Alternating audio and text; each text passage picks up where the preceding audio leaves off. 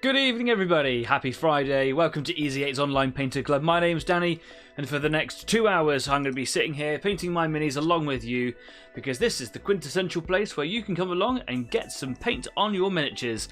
I nearly had a bit of a panic just before I went live. My microphone stopped working, literally as I was about to push the live button.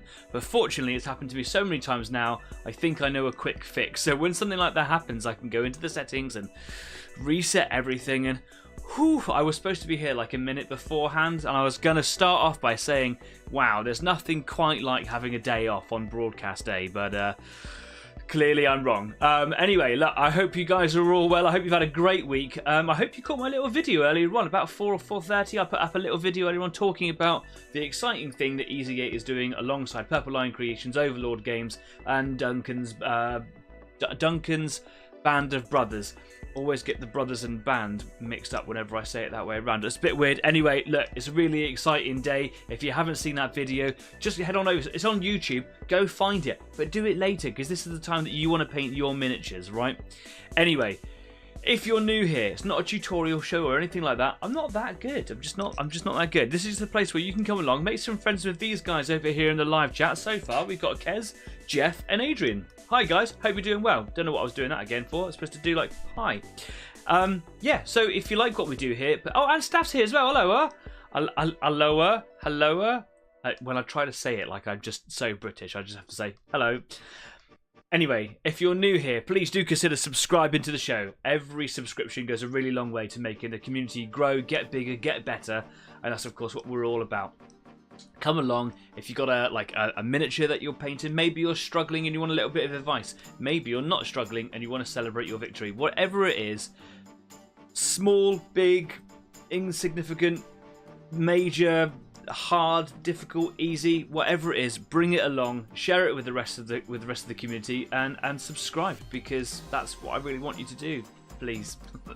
Thanks. Got nothing else to say on that. Do you know what? If we have 18 more subscribers, we get to 200 subscribers.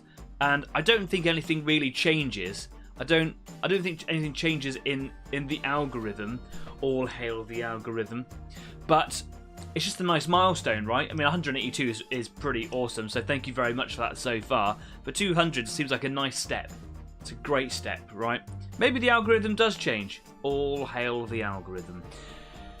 And of course, the algorithm is what we want to change, right? We want to make it more positive. So subscribe, hit the thumbs up button, leave a comment down there, because all of those things, do the good thing for us. Yeah. But the cats want to come in. But the cats, if you get me 200 subscribers, I let my cats in the studio and they eat everything. 200 subscribers, I promise you, I'll let them in. Anyway, if you're working on something this evening, I genuinely want to know about it. I am always motivated, I'm always inspired by the things that you do. So come along, tell me about them, tell these guys all about them. Put it in there in the comments if you're watching this retrospectively. That'll be cool. And also, if you want to, down in the description now, there's somewhere downstairs, down here, there's a load of links of really cool people, businesses, service providers, model makers, YouTube channels, Facebook pages, everything. Go and check them out, because they might be what you need to get through what it is that you're doing. But I want to know, and you can tell me all about it on Facebook, because we're not just here on YouTube, we're on Facebook, we're on Instagram, we're also on Discord at the end of the evening. So if you want to come and join me on a live video, you can do so at the Discord Easy 8 After Party. There we go. I've got through all of that without messing it up once. It's taken me nearly 5 years. Yeah.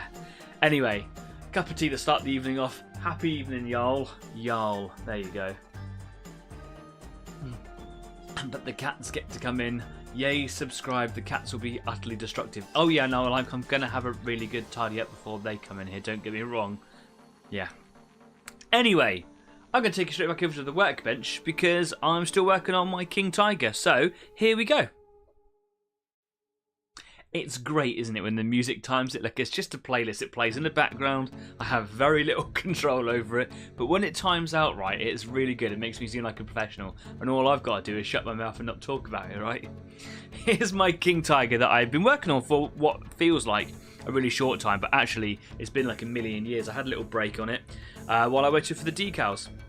Last week, the decals arrived, and I spent all of last show putting them on. It feels like it shouldn't have taken me so long, 2 hours to get all of them on there, but they're all individual things, so every number on both sides is exactly the same.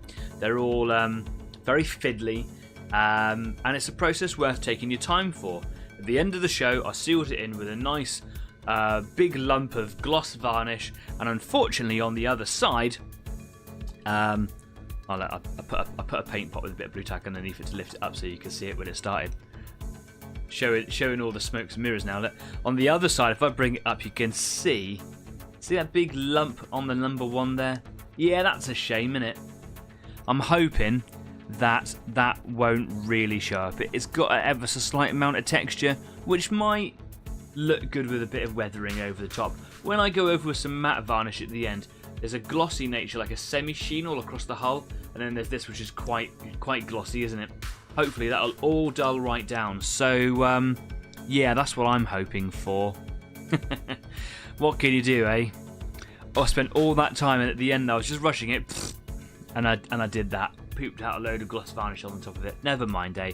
But if you go to Facebook and check out the pictures I put up at the end of last week's show, what I was trying to demonstrate with that photo is how good these two products are. Microsol Microset. If you're putting on decals onto your model, taking the time really benefits, especially with good quality decals, and I'm pleased to say that these are very good ones. You cannot tell that these are decals other than the fact that there is no way I can paint that neatly.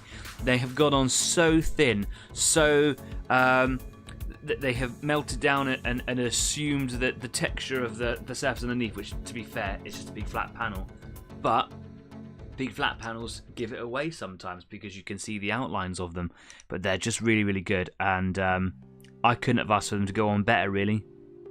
So yeah, really happy with that. Today I'm going to be doing some details on there. We've got a few bits and pieces on the side. Got the tracks on the sides of the turret. We got the shovel. We got the tow cable and the barrel cleaning rods there. And then on this side over here we've got another tow cable, a starter windy up thingy. I don't know what that's called. Key. And then there's an axe over here. On the top we've got all the engine bits and whatever. And I'm just going to do some heavy washes on those, and that should hopefully just kind of make them look a bit nicer. Going to do the gun that sticks out the front over here, black. I think that's an MG42, but I don't really know my guns very well. And then there's a little flashlight on the front, or flashlight rather, headlight, which I might just try and, I don't really know what colour to do that. Maybe like an off-white with a little bit of silver in it. I'm not entirely sure. Headlights have always got me troubled. Like, how do you paint them? Back when I first started doing miniatures, really, and I was playing Warhammer 40k 2nd edition, so back in like the early 90s. Everybody, and some people still do, paint them bright yellow. But lights aren't really bright yellow, are they? When they're turned off is what I kind of want to do. Otherwise, I'd try my best at OSL. And of course, I'd ruin it all. Anyway, I'm just going to get cracking. So, MG34, look at that. There you go. Someone knows their guns. Just a big machine gun with a number on the end of it, right?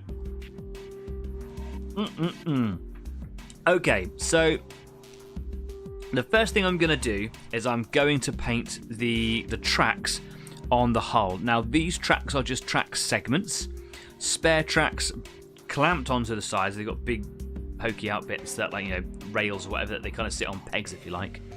And they're not being used like the ones down here. So these are all going to be like painted, weathered, rusty, brown, perhaps covered in mud.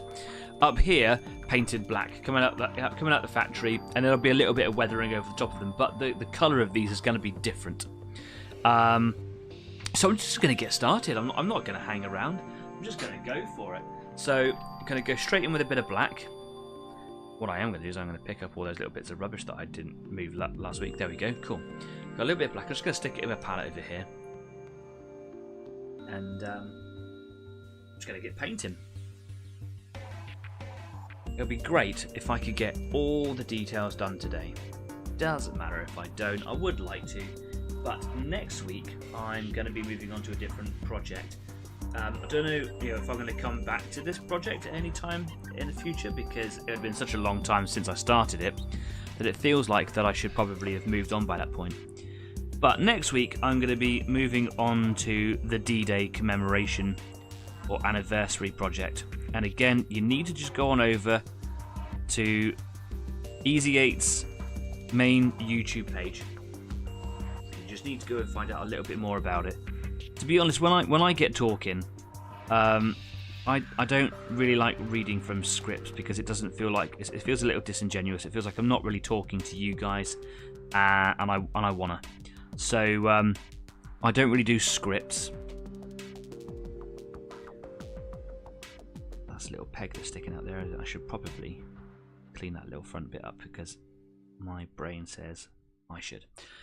Yeah, I don't do scripts. So I always trip over my words. So I made sure that I wrote a nice thing about it that goes into a little bit of detail about what Duncan's Band of Brothers is all about, what they do, and how we can support them. I've actually spoken directly to Duncan on the phone. Super nice guy, a real gentleman, stand-up gent, really is. And yeah, his project that he's doing with his gaming boards and his team, just fantastic. They go around travelling all over the UK, and I should imagine that they'll be doing a lot more of that after this D-Day event. Probably going around over Europe as well, I should imagine, afterwards. And that's me speculating, of course, he hasn't said that. But showing people their boards, showing, playing games and stuff, introducing people to bolt action games and just wargaming in general, and introducing people to the hobby of miniature painting, but at the same time teaching people, educating people, not just in wargames but in the history. And that's such a lovely and valuable thing.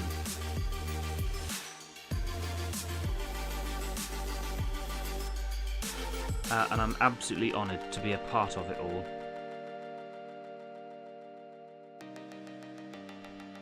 So if you want to be a part of it too, you can buy yourself a 28mm unit that appropriately represents the time. So June up to June 44, and paint it up. Do your best effort on it, obviously, because it has to have a certain quality to it, right? Because it's such a big deal. It's going to be viewed by so many people. It has to look smart. And I've seen the table, man. It's a smart table.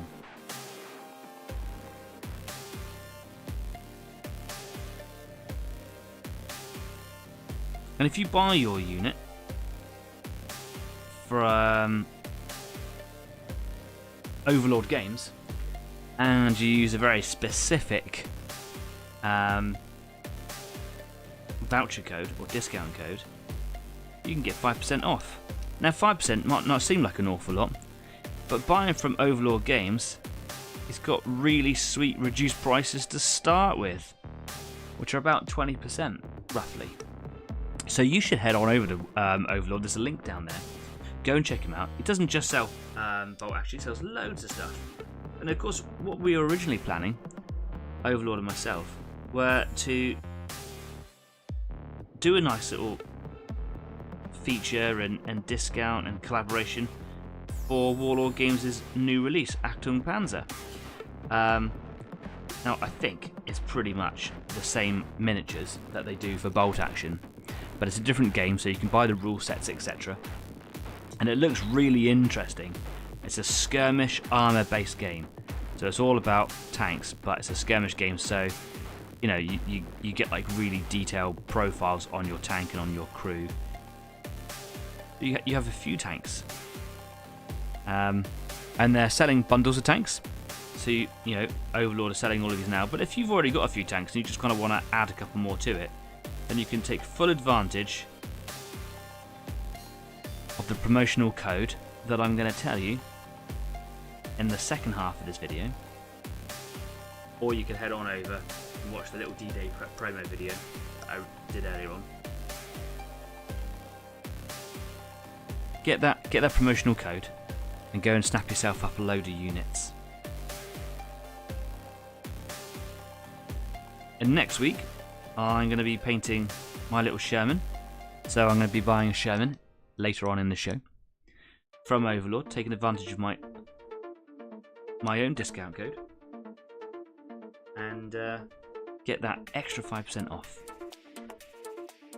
And then over the next few weeks, I'm going to be painting up my little Sherman, showing you how I do it.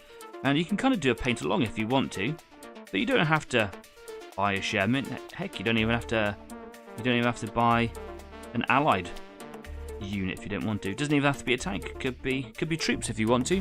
But whatever it is that you do, like I say, it's got to have a certain quality to it, so that it can go along with the rest of the very high quality stuff that's already on the table, including the table itself.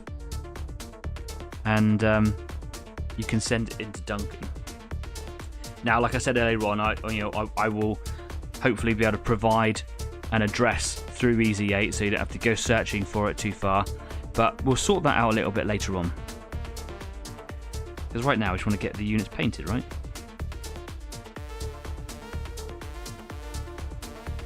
If I've got time, I'll do a second unit. I'll do a little German Stug.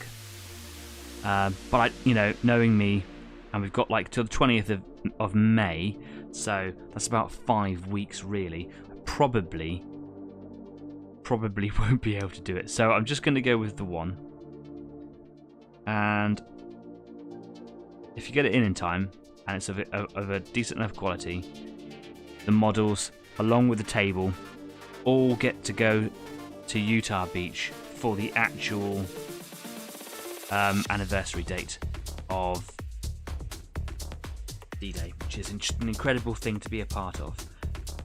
All donations will stay with Duncan, and stay with Duncan's Band of Brothers, and go towards his, charity of raising awareness and education and introducing people into the hobby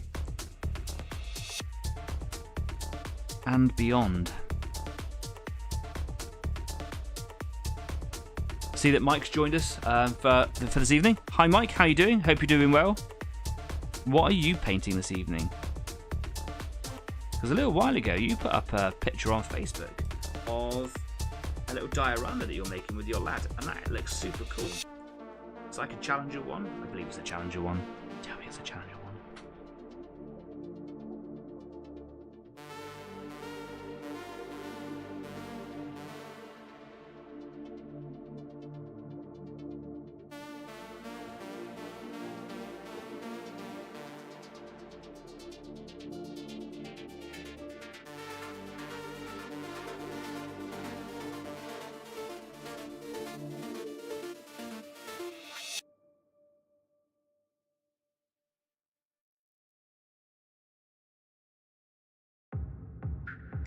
A little bit of focus there, a little bit of concentration.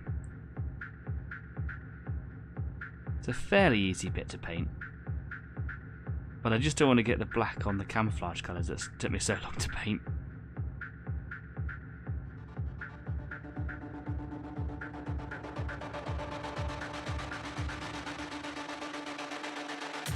Now, who knows, these spare track pieces could have become really rusty and tarnished just from being outdoors. They're not. No, they might have been painted, but they still might have weathered really badly. Might have taken some damage or some scrapes or whatever. So I'll do a little bit of weathering on them. But yeah, mine are going to be painted black. Also, as a model, it just provides a bit of interest to look at, doesn't it? Something different.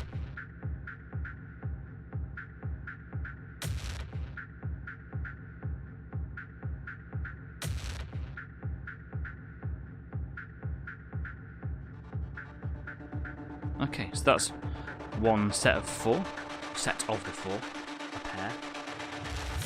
pair. Mike says, I'm painting democracy. Painted up a Challenger 1, then I made a base and diorama for it. Tiny break from all the orcs. Fantastic. It was a Challenger 1. Anyone's wondering what the comment about democracy is, Mike and I recently found some time to play the new video game Helldivers 2. It's amazing. It's extremely satirical, and we've had a bit of fun playing it. And that was over on the Easy 8 after party on Discord. It's not all just sitting around chatting and painting tanks, you know. Sometimes it's getting together, getting drunk, and shooting bad guys. Not gonna shoot themselves, are they?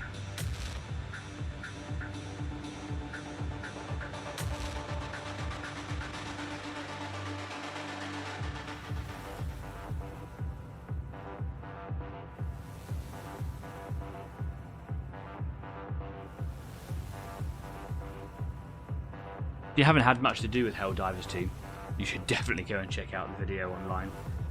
Just go and type in launch trailer for Helldivers 2 on YouTube. Not right now because you're painting your miniatures, obviously, but it's a lot more entertaining than I expected it to be.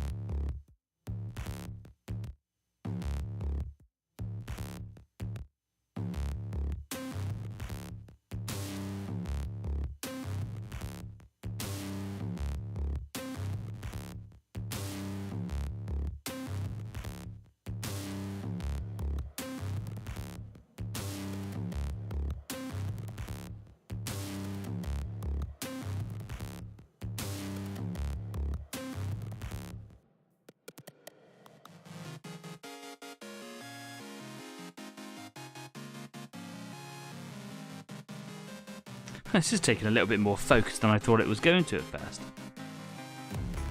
Obviously doing the main tracks later on is not going to matter at all. They're all going to be all one rusty, homogeneous, one big nasty looking lump of stuff. But these little bits here take a little bit of concentration.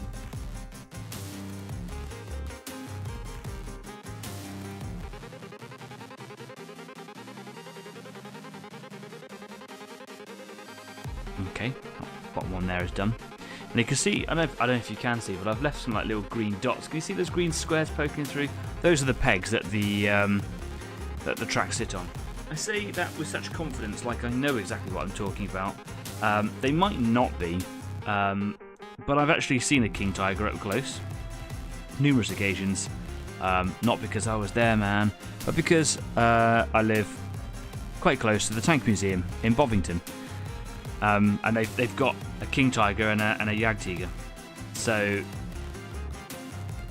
yeah, I've seen them. And the Jagdtiger, I can't remember the actual king tiger, but the Jagdtiger does have no tracks on the turret. It actually might have a couple of bits on there, but it definitely has just empty bits where they would go, so you can see the peg sticking out. Big chunky old bits in there. So I'm assuming that those bits are pegs. They are now.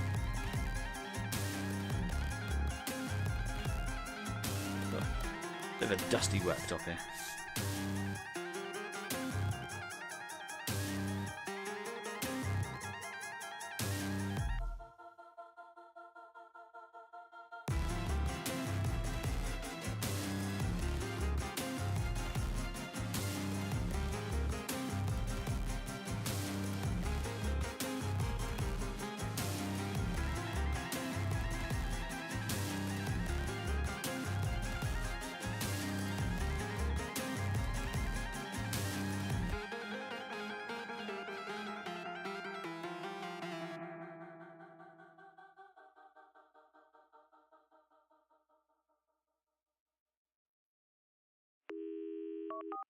What I am enjoying is how accurate my brushwork is today.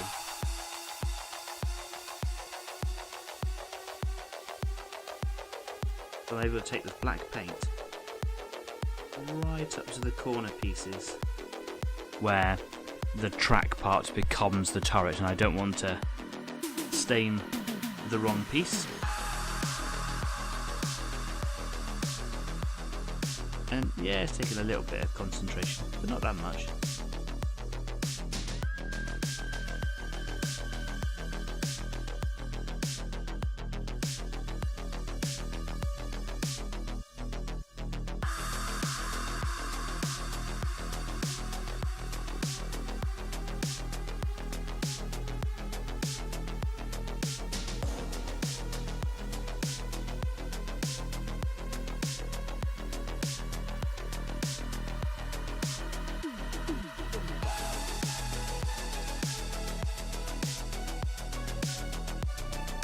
He says, I've just got the tiniest little slither actually on the turret there, but you won't notice that later on.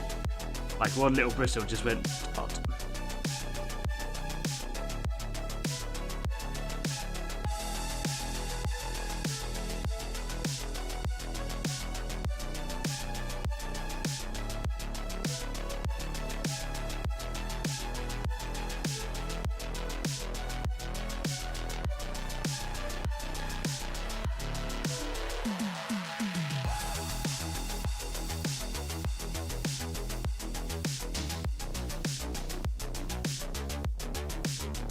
Now, there's a part of me that's wondering if I should do a slight dry brush of silver on these to make them look like that they kind of got some wear on them. Frankly, I don't think I'm going to do that. Because if they're painted, they're painted. If they kind of get any damage, you're not necessarily going to have bright bits of metal on them. They're just going to rust almost immediately. Unless obviously the damage was done very, very recently. What sort of damage are you going to get up there? It doesn't seem quite likely, so I think I'm just going to keep them this black colour, and then I'll do some weathering over it. I'll just do some like dirts and grimes and a little bit of rust. Don't need the silver under the rust, it just needs to be rust colour. Right? Anyway, that's half of those tracks done. That looks really smart, doesn't it? I like that.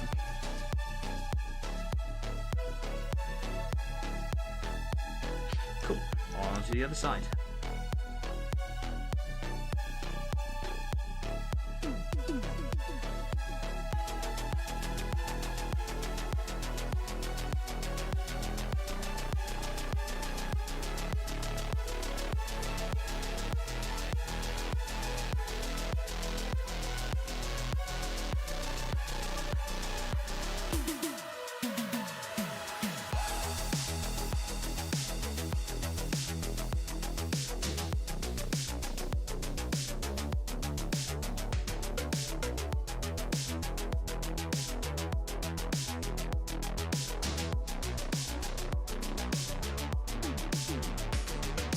Whose unlucky job was it lugging that giant piece of track up there as well? And whose unlucky job was it to get it down when they needed it?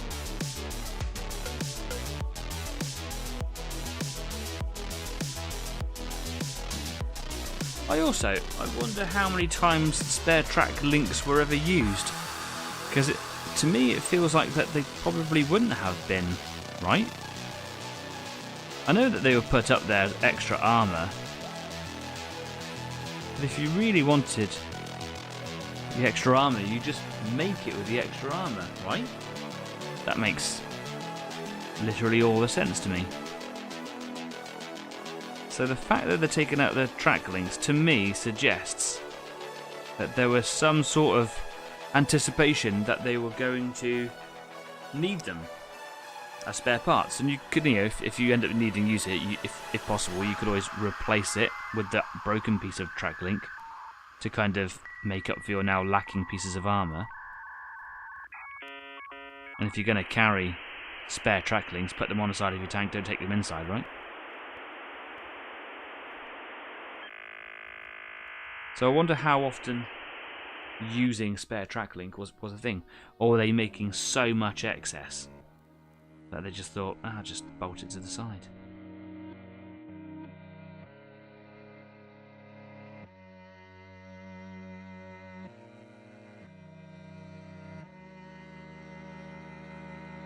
Because I think some studies have proven that having the extra tracklings on the side of your armour, especially with the allied stuff, which was much more lightly armoured, it actually made it worse, because the tread on the track piece was actually a snag point for a round incoming.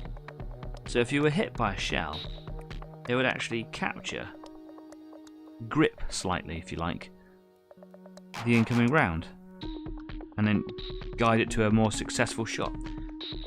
Swerved a little bit there while I was painting. I'm going to come in with a clean and wet brush and just pick that up. That's it. I'm not going to get too precious about it, but it was nice to clean that up.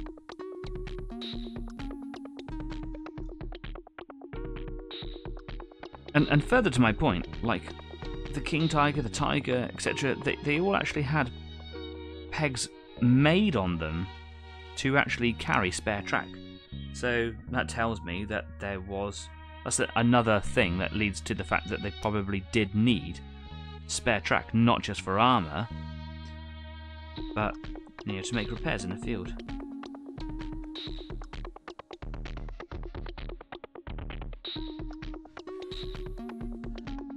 Was it ever used a lot?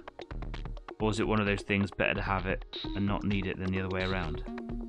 Like Zimmerit, for example, the word that I could not remember last week on last week's show. Zimmerit was a German invention to prevent anti-tank mines, magnetic ones, being stuck to the side. I suppose that the Germans feared, especially with such heavy armour, that they were likely to be prone to infantry assault by sticking magnetic mines on the side. Not once. Recorded, anyway.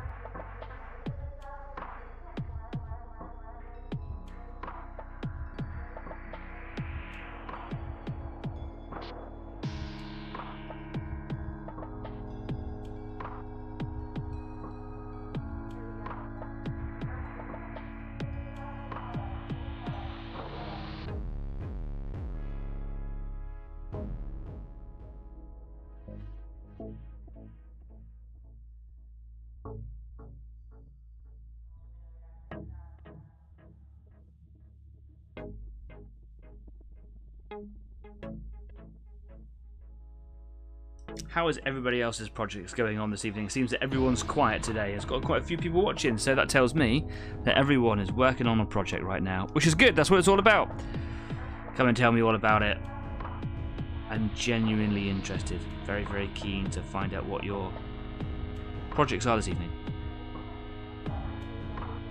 Now, I did read in the thing earlier on that Jeff did say put up a couple of pictures of Breakout up on your quick vid. Yeah, I saw just earlier on, actually. It's looking really, really good. So there was a problem with the table, I believe, that the original makers, if you like, who were helping out Duncan and Duncan's band of brothers with building the table, the people who were building the actual manor itself, it's an incomplete thing, and they were unable to finish it for one reason or another. And my dad, Jeff, who's in the live chat right now, has been commissioned to do a redo, basically, in time for the actual anniversary. And that is how I learned all about the very exciting project, and I had to be a part of it.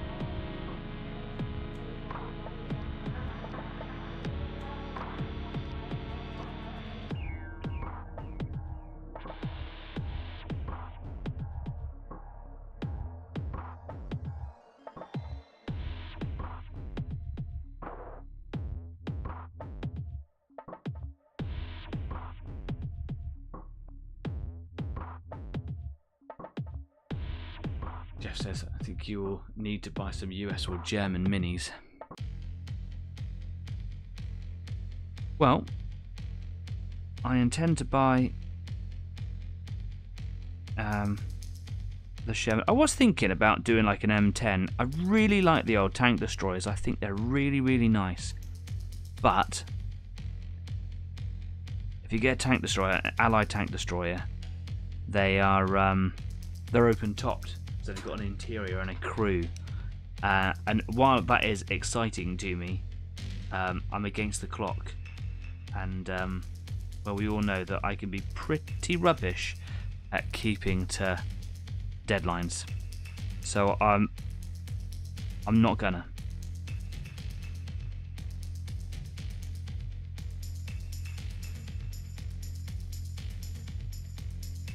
Now I finished my coursework.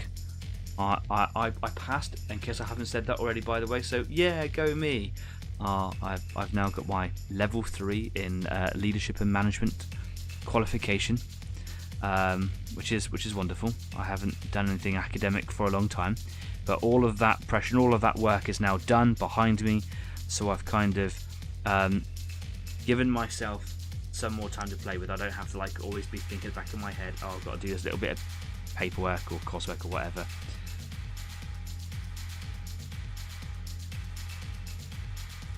So I've replaced one deadline with another. Because, you know, why not, right?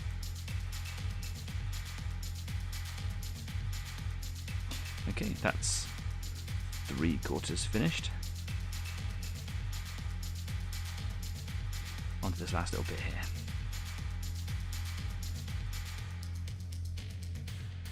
Kez says, mine is going well. That's cool. Jeff says, suppose it's a tiger's weak point. You're going to shoot it in the wheels track if your gun ain't powerful enough to knock it out. Yeah, I suppose. That's exactly how they dealt with it. Dealt with the 2 tigers in... it was 2 tigers, wasn't it? In Saving Private Ryan. I know that they weren't actual real tigers.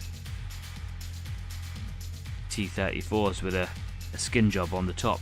And they used the very same in Band of Brothers when they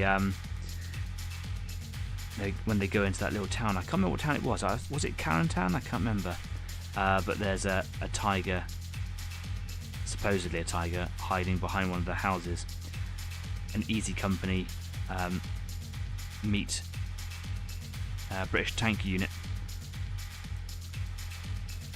But the British won't shoot through the house because their orders are to keep damage to a minimum, collateral damage to a minimum. And Easy Company's like, well, if you just shoot through there, you'll get it. But, well, I can't see it, so I can't bloody shoot it. And then the tiger shoots and destroys all the tanks.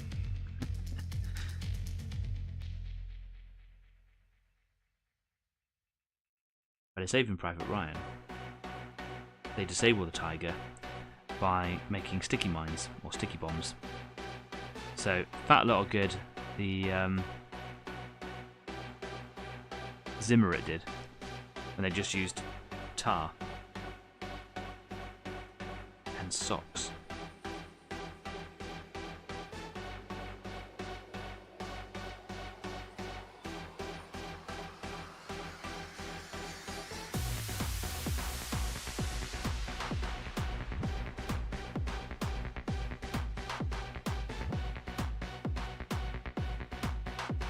Fill their socks up with explosives, stick a fuse out the top, dip the whole thing in some tar, walk up nonchalantly like to the side of the tiger, which must have taken some brazen nads, and then just slap it on the side of the wheels. The explosion might damage the wheel, but it's certainly going to weaken or destroy a section of the track. And yeah, tank without tracks is, well, just a really big gun.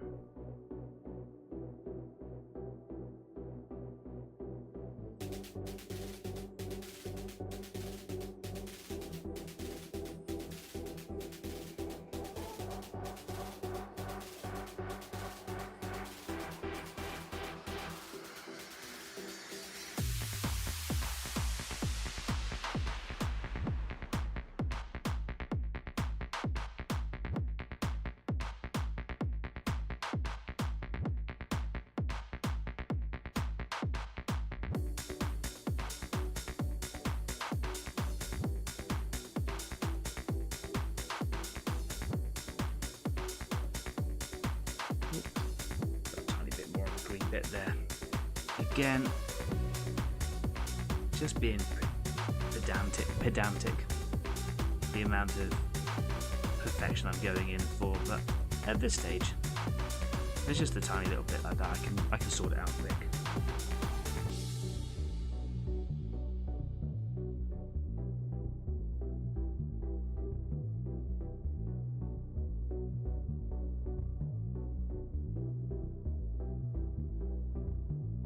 I do need a tiny bit more black. What have I done with it? Right there. Oh, it's so funny I snorted.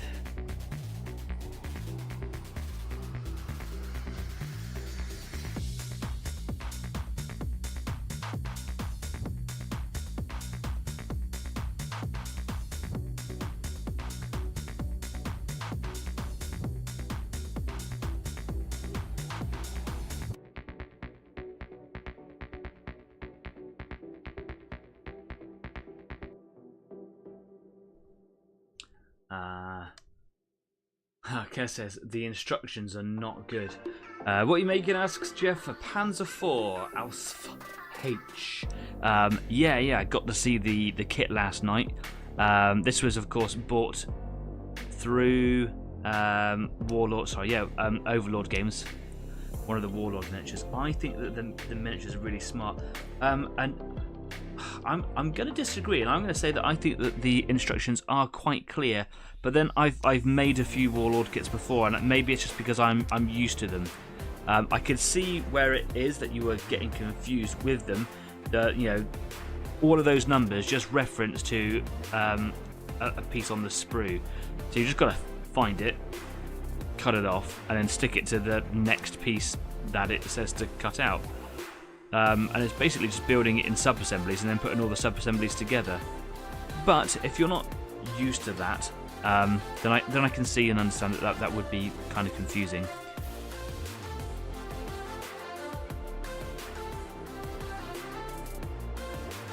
And of course, because that Panzer IV kit can make like 3 different variations, you just got to make sure that you're building the right one.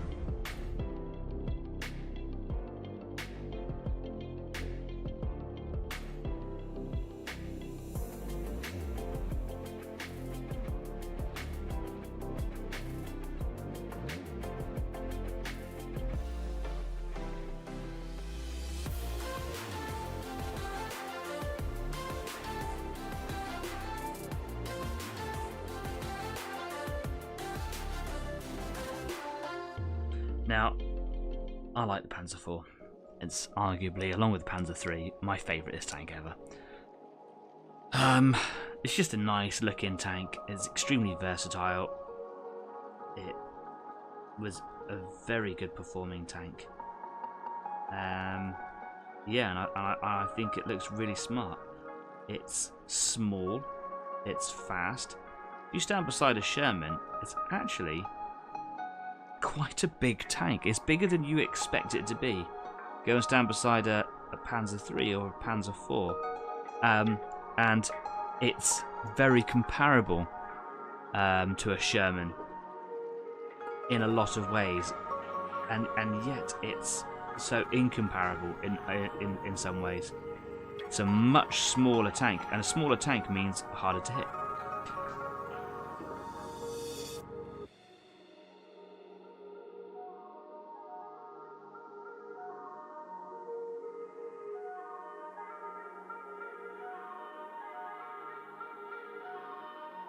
Now, of course, I'm not a tank expert. There might be a lot of factors in there that I'm just getting wrong or missing out entirely, and that's fine.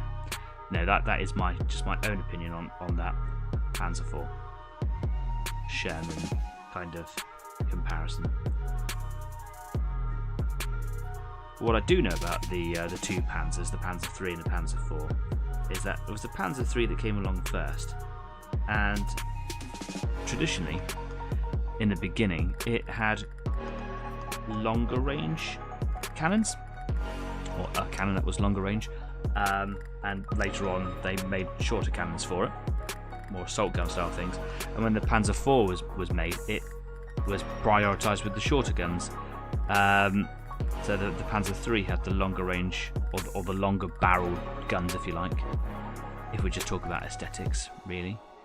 The Panzer IV had the shorter ones.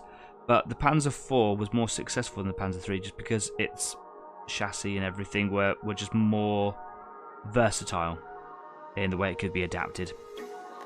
Having, you know, newer parts put in there, or, you know, cannons and guns and extra components, whatever. So the Panzer IV became a little bit more workhorsey in that respect. But at the same time, because they wanted bigger, longer range guns, the Panzer IV eventually had the longer range cannons, and then eventually the Panzer IIIs took the more shorter range ones. So they kind of swapped roles.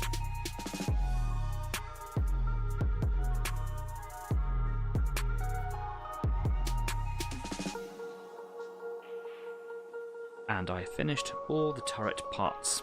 Sorry, all the track parts on the turret. That's cool. I'm not going to do anything more with them other than just put some weathering on them a little bit later. Cool. Right.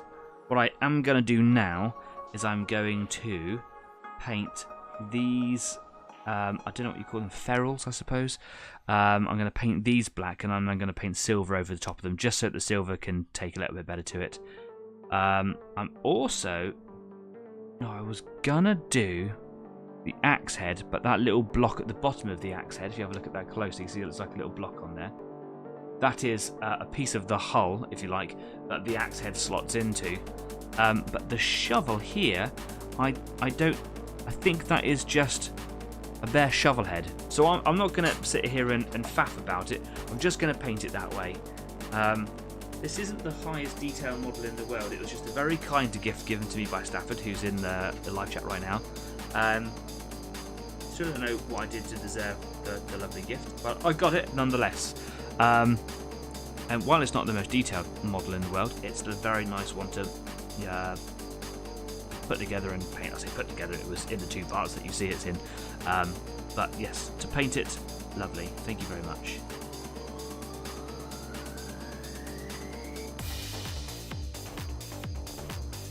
Because it's not like the most super duper detailed thing in the world, it means you can just get down to brass tacks and just do the thing you like doing, and that is, of course, painting. Because, and Stafford will disagree with me here, painting is the fun bit. Of course, everyone's opinion will vary, but painting should be fun. And I've been catching up with another channel called What Are You Painting Next? You should definitely go and check them out. They do a lot of shorts. One of the things that they say in there is that if you're not having fun whilst painting, and Heresy for Heretics as well, he says it too, that if you're not having fun while you're painting your miniatures, then something's gone wrong somewhere along the line, and it might be that you're just trying to put too much effort in before you're at an ability where you get that payoff. So dial it back a little bit.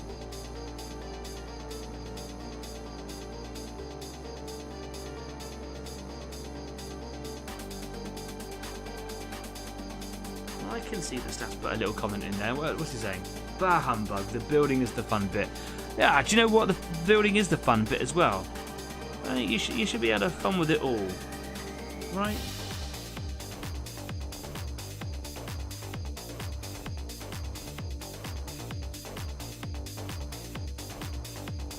But painting tank tracks does suck. I absolutely understand that. And if you've got lots and lots of little 15mm tanks, tracks is a complete bum. So I totally get that. Dan, you really should do an Easy 8 for Duncan. You're absolutely right. I absolutely should. And I haven't checked out yet, but I think the Easy 8 was after D-Day. I don't know if they were there. I could be wrong on that. But as far as I'm aware, the 76s, the 76mm tanks, of which the Easy 8 was one, they weren't there. Just the 75s and some tank destroyers and things like that. I'm not a historian, please find the evidence for that. That would be really cool. I have an Easy 8 sprue right here, so I could get started on it straight away if that was the case. That was a gift from Overlord, which if I was to use it, I would replace it because I want to have my own Easy 8 for another project for myself later on down the line. I don't give away gifts like that. So if I was to do an Easy 8, I would buy another one. As far as I'm aware, at that point, even though Duncan's not necessarily playing any games that are around Utah Beach, he's certainly not worried about the only units that were actually at Breakout Manor, because there was no armour at Breakout. It was all infantry. It was all the parachute regiment. They did get a couple of tanks a couple of days later, so Captain Nixon got 2 of the first Shermans that landed at Utah Beach to come and support Breakout Manor after the assault, but several days later. But even though on Duncan's boards you've got Breakout Manor, I don't think he's necessarily worried about playing specifically that event all the time. Obviously, if you've got Breakout Manor, you would probably try to redo that event, or try to replay that particular assault with Easy Company against the 60 or so Germans that were there. But I don't think there certainly weren't any Tigers at that end of the Normandy invasion, and they were against the British mostly. No, they were not sent until later, not on the landings. Yeah, there you go. So that they came in after the invasion.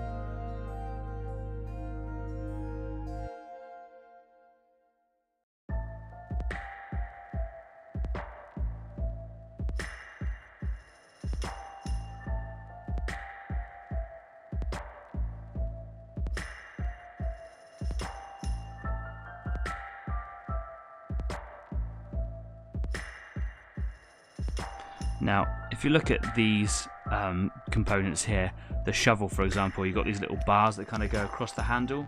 Again, they are parts of the hull that are little pegs that are sticking out to hold the tools or whatever it is in place, and they are commonly painted the same colour as the hull. Because they're a part of the hull, they just get painted all the same. All the tools are made separately, and they get added on once the tank's been made.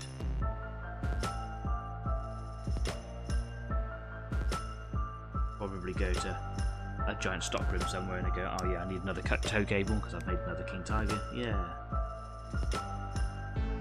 I'll just go stick this on the side of it.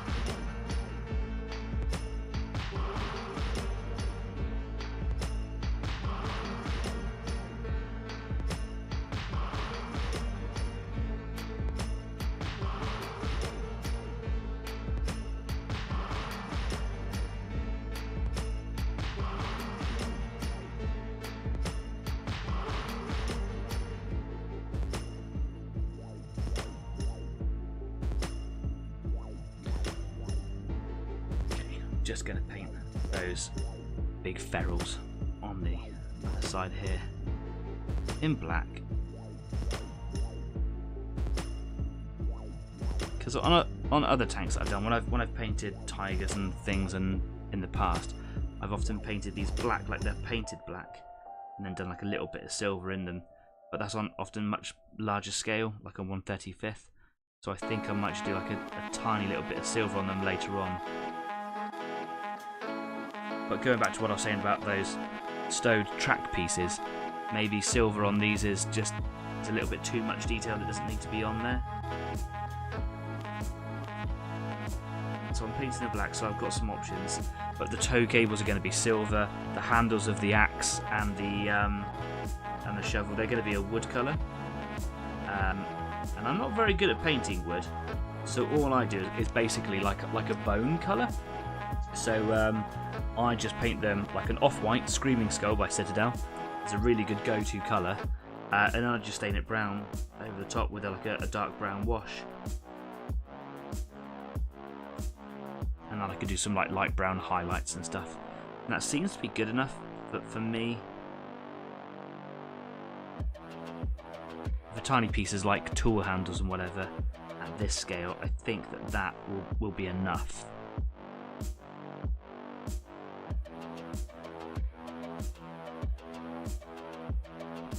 I need a tiny more bit of black before we go to break, because it's been an hour already. Can you believe it? If you're watching me paint just tiny little bits of black, you probably can believe it, and I'm really sorry. One of the parts was numbered wrong, says Kez. Ah, crazy. And some are not numbered. Also, cannot see where I am meant to glue the parts on the back. Oh, okay, cool. Yeah, that sounds frustrating. However, Games Workshop could learn how to make tracks from Warlord games. Yeah, do you know what? That Warlord do make a really nice model, don't they? Really, really good.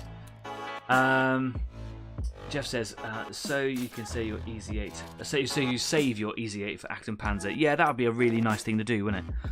I thought it said say, but it says save, because that stupid heart logo is in the way of the live chat again. It's a heart logo. It's a heart button that I can push, and if I press it, it says I'm not allowed to do it in my streaming software. So what's the point of even having the button there? If you guys hit hearts, like a heart comes out of it.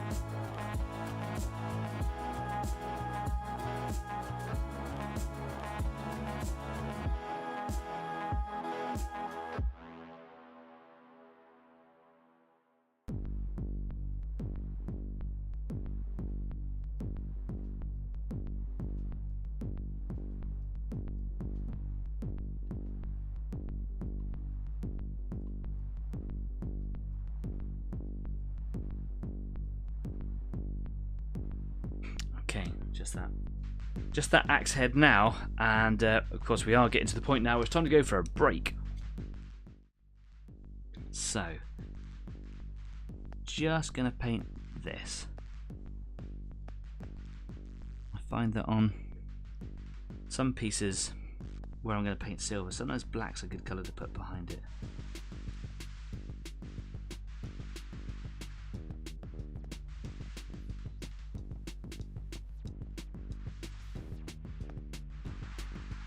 Maybe it will help create some shadow as well.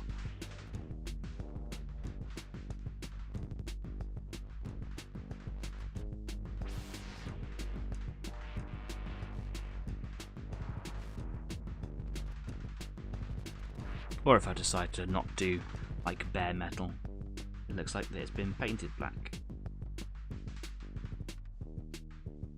And when it comes to tool handles, I have seen a lot of tank tools actually, like the shafts of them, so like where the wooden handle would be, I've often seen that painted the same colour as the tank, because, well, frankly, you don't want your camouflaged, hidden, stealthy tank to have bright bits of bare wood sticking out on them at all. Might add to the camouflage pattern, but it might also just stand right out. So I've seen some of them actually painted the same colour. If I do that when painting a model, it just looks like that I've been a lazy model painter, and I just haven't painted that part. So there is I think when you're making models, I think there's a fine line between where you know, what part you start and stop painting, if that makes sense to you. It probably doesn't. Anyway, look, it's actually starting to come together now. It's getting to that point now where there's enough detail on there where there's a little bit of life coming out of the model, and I really like this part. So in a minute, I'm just going to start putting some silver on there, paint those tool handles on there, and hopefully before the show is over, I'm going to get the opportunity to put some weathering on there. I've been thinking long and hard about what I want to do, and I've been thinking about doing a mixture of a filter and a sludge wash. So I'm thinking about getting some Agrax Earthshade, which is the Citadel colour. It's a really nice colour. It's a really dark and deep colour. I think if I just put a little drop in the airbrush and just do a really thin spray over the whole thing, I might get like a really nice grimy looking filter. And then, like around the engine and the other areas, I could actually do a sludge wash or like a heavier wash applied by brush that should like help dirty it up a little bit. When that's all dry on there, I can start doing some streaking grime and things like that. Those are enamel paints, so that's a totally different process altogether.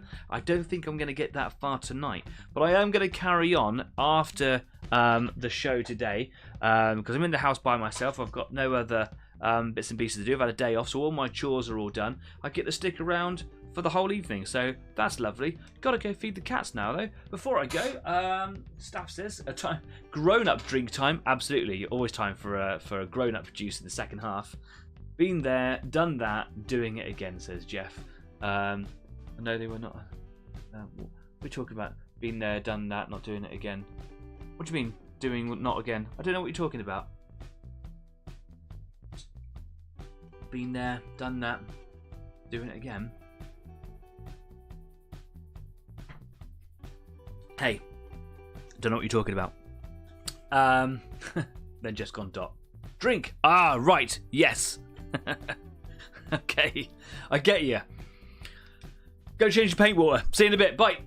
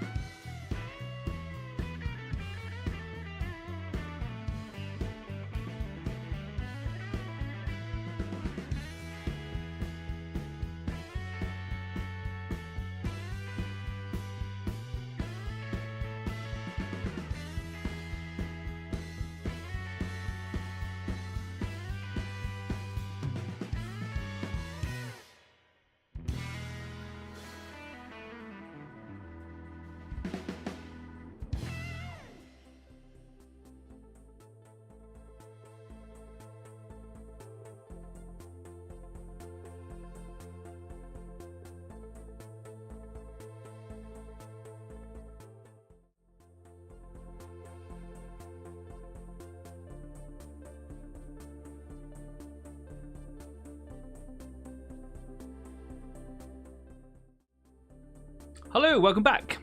Just discovered that I still got a microphone problem over there, so have to do things manually, but that's absolutely fine. I went and got myself a grown-up juice, because it's the second half, so happy weekend, everybody. Cheers. Yum, it's just so much better than tea, isn't it? Anyway, what I'm doing right now, just cracking on with some of these details, because I really wanted tonight to be all about the weathering. And as I was writing it down for tonight's schedule, I was like, oh yeah, there's details. There's always details, isn't it? You always have to do the details. Why are the details always there? Well, they are that little 10% of the overall effect that probably requires 90% of the time and focus. So I should probably stop forgetting about the details and spend the time that they deserve to make them look really nice and neat and tidy. So all I'm really doing at the moment is just painting the tool handles, and I'm using Citadel Screaming Skulls, a really nice colour. And like I said just before the break, I do my base layers in that, let it dry, and then I just come in with some nice dark stains and just maybe do a couple of layers, perhaps just to take it easy, and then build up through the glazes of that colour. Using the off-white as a base, and it seems to work on the scale here, so that's what I'm going to do, and hopefully later on that doesn't kind of get absorbed into the overall filter colours, which is probably going to be the same colour, so we'll see what happens. Seems to have worked in the past, so yeah, cool. Don't forget that if this is your first time, or just if you haven't got around to it yet, please do subscribe to the channel. Every subscription makes the community grow, makes it more involving, makes it fuller, gives it purpose, and that's what it's all about. It's all about providing you with a little space to come along to at least give yourself a couple of hours every week to find some time to do the hobby that we all know, love and enjoy. So yeah, if it wasn't for this show, I probably would just have a big pile of stuff that I never really got painted and paint only occasionally. So by subscribing, you make the community grow and hopefully invite other people in. So if you know someone that's wanting to kind of get into this, or just needs that little bit of sort of structured time, give them a shout and let them know that Easy8 exists and bring them along and get them to join in. We had a couple of extra subscriptions last week, absolutely made my day, and it never stops, so please do keep subscribing. It would really make my day. I should probably go to a script, it might help me a little bit. Nah, scripts aren't for me. Anyway, if you're working on something this evening, I genuinely would love to know. So please drop it in the live chat over here with these guys, or you can put it down there in the comments section, or you can take a photo of it and stick it up on Easy8's Facebook page. I love seeing all the stuff that goes up on there. So feel free to go and chuck photos of all your stuff over everything, because it's all there for you. Loving some of the photos that have been going up recently. So yeah, share some more. And if you want, you can also put them up on Discord, on the Easy8 After Party. There's like loads of categories and things in there. It's not used as much as Facebook, as Discord. It's just a nice place for everyone to kind of get together and have a good old chat. And I value that as well. So yeah, you can use Discord, you can use Facebook, whatever you like, really. And in the meantime, I'm going to take you back over to the workbench while I crack on some more details. Always with the details. Ugh, details. So just on one side here, all I've done very, very crudely, in fact, just painted that shovel handle in this off-white colour. This basically is like a very light bone sort of colour, an antique white, if you will. And I really do mean that I've crudely painted that in, because I'm hoping actually that the filter colour, the stain that I put over it later on, is gonna hide a lot of the bits I didn't quite catch. And if I was thinking about it, I could have really gone right down to my 000 brush to really push this colour into some of the corners that it's got to go into.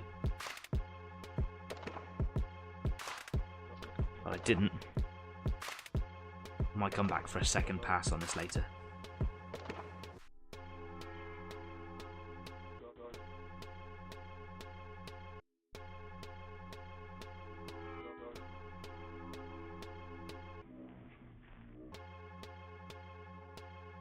I think my problem is when I get around to painting certain things, like wood, for example. Wood isn't a colour; it is a collection of colours, right?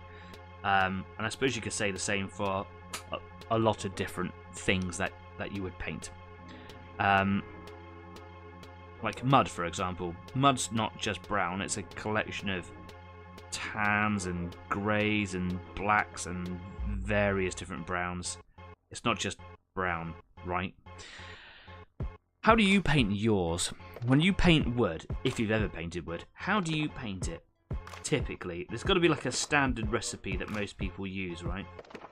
Now, I know if you're painting like floorboards, or if you're painting, you know, walkways in the trenches to, you know, wood paneling on the side of a house, is always going to be different.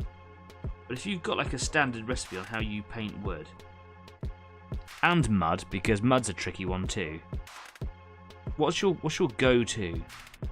Have you got a standard recipe for it?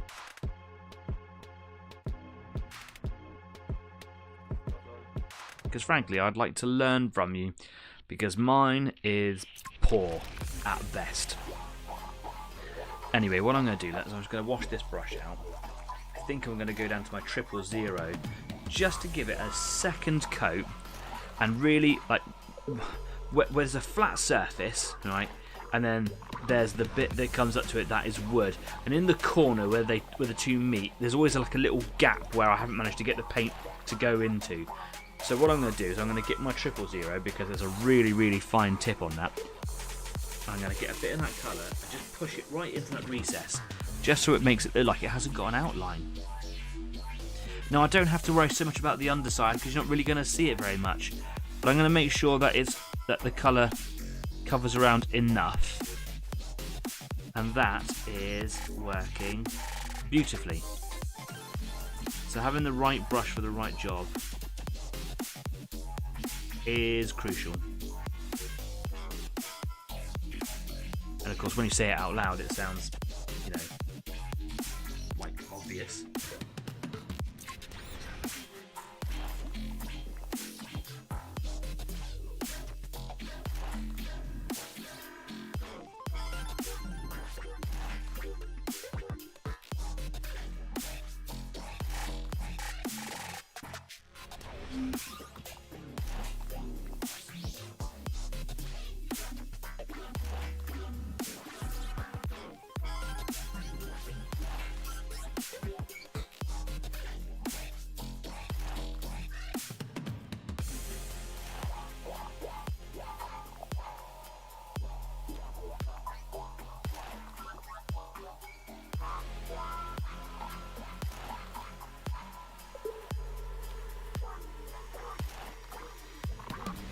So that's one side done.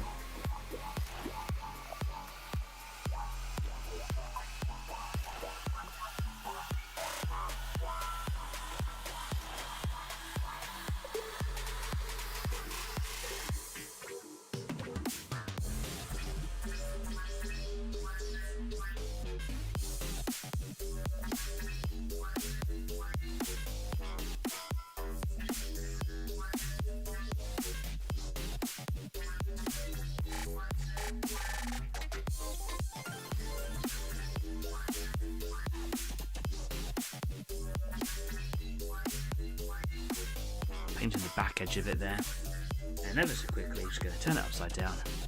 Just make sure that the colour kind of encompasses enough around the underside that if you were to catch a glimpse of it, it wouldn't be distracting.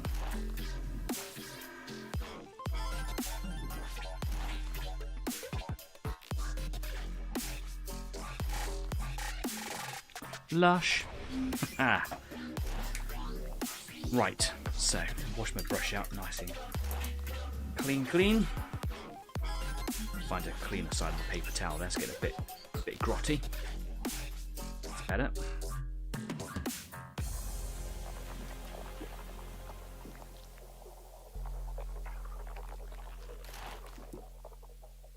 Okie dokie. So, Kez said, I normally paint wood with a light brown and then wash it with a dark brown. So a similar approach to me, just that I essentially start off light and go right to dark. So I'm just hitting it with the contrast and hoping that somewhere in the middle that the two paints are going to kind of, make that balance, I suppose. But I like that. It keeps it simple. Jeff says for older timber, base mid brown, then add black to that brown for a stain. So what, you're just darkening that brown, yeah? Dry brush with a couple of sand colours to almost white, and then restain again. Okay, cool. So bringing it right up bright with a dry brush, and then dulling that down again with another stain. What stain are you doing? Are you doing the dark stain, or are you doing a light stain? You're going back to the black and mid brown stain colour, yeah? Ooh, there was a bit more in that glass than I expected when I put that to my mouth. Nearly chucked it all down my front. What a waste that would have been. Right, so that's been done. Now it's time to do some silver. Cool. I'm going to do my chainmail silver because a bit of paint on my finger. Because chainmail silver, it's just a good colour silver all rounder, really. Don't want to use a gunmetal. It doesn't look right to me, and I don't want to use the Vallejo's standard silver because it just looks artificial. It looks like aluminium, brushed aluminium, and not very good brushed aluminium. They do some very good aluminium colours, but not in the standard airbrush range. You have to go to the slightly more exquisite paint ranges for that. So I'm just going to get a little bit of moisture in the bristles. So add a touch of water in there. Get a slightly loaded brush, and I'm going to do the tow cable here first of all. And I'm gonna, because I'm right-handed at this angle, I want to start from here and work my way up. But actually, what I should probably do is start at the ferrule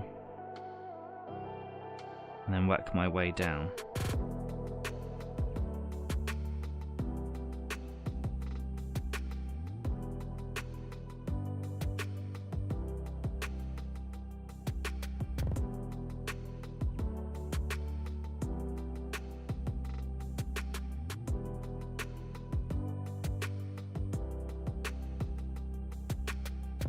Now, I was talking just a minute ago about getting the paint right up to the corner of where the detail meets the kind of background, and this has actually filled that recess because it's quite a runny paint, and I got it in there quite close.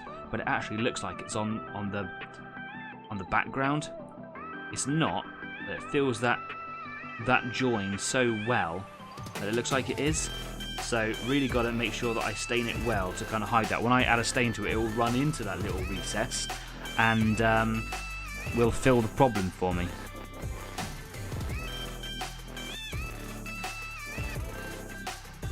Now I'm going to add like an Agrax Earthshade stain all over it as a panel liner more than anything, so it'll run in between all the panels on the shirts and the side skirts there. But it will also run into all these little areas too, and hopefully cover up a multitude of sins. And then I'll do like a little light rust wash over the top. Now the three poles that are here, just above this bit that I'm painting, these, as far as I am aware, are screw together or slot together extendable barrel cleaning kit for cleaning out the cannon, which I suppose they'd have to service after, a particular engagement or a certain number of shots, or just like routinely perhaps. And from all of the stock photos that I've seen, they always go super rusty super quick. So I just heavily douse them in a light rust wash, an enamel one. They basically go bright orange.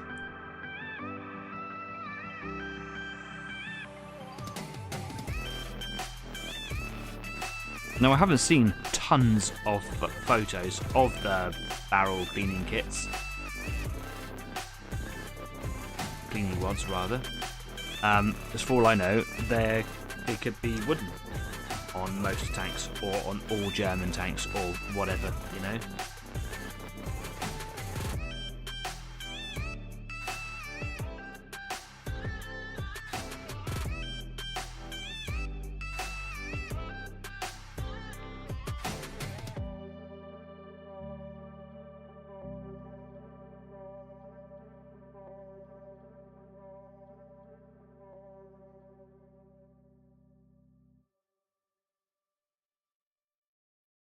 Now these cables, they're tow cables, and they are very large, very hefty, twisted wire cables. At this scale, on this miniature particularly, it is just like a single filament, if you like.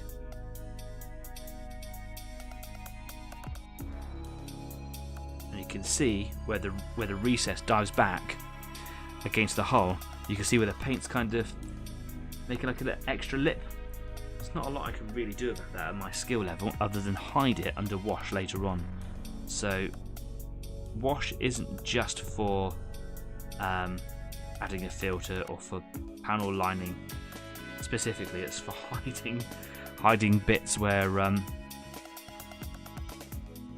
the properties of the paint kind of take you in a different route.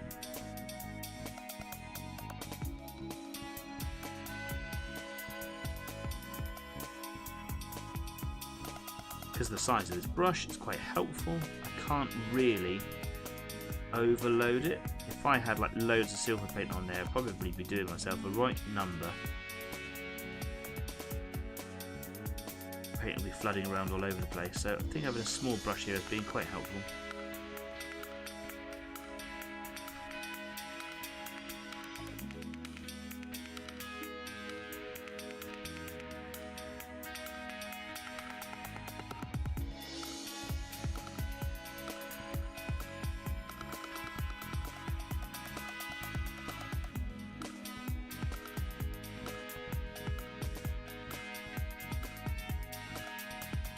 Now I could paint the ferrule heads silver, but I think it might lose something. I want to add a layer of interest. I don't want it all to be silver, this bit silver, that bit silver. So what I'm probably going to do later on is I'm going to come in and heavily dry brush the black bit silver.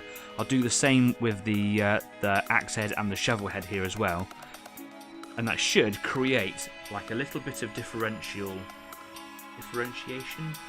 Something additional to it all. Jeff says, yeah, dark stain. Okay, so a second dark stain on top of that wood. So all the colours used are made from that mid-brown. Add black to go dark. Add white and yellow to go light. Oh, yellow. Would never have thought of that. That's good. That's cool. Makes me want to do some like diorama stuff just to kind of experiment and test and play about and see what happens.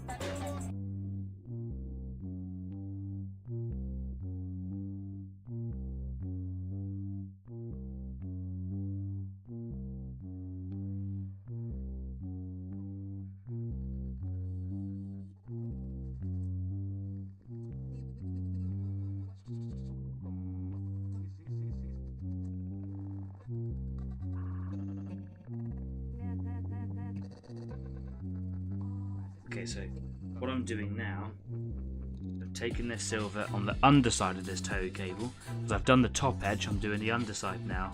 I'm not, again for exactly the same reasons as all the other details, I'm not too fussed about how close to the hull I get this colour, because it's very difficult to see underneath, unless you lift it up and actually go and examine, but at that point, who cares, right? What I'm doing is just trying to make sure that for the most part, you look at this model, it looks like that silver colour carries on all the way underneath.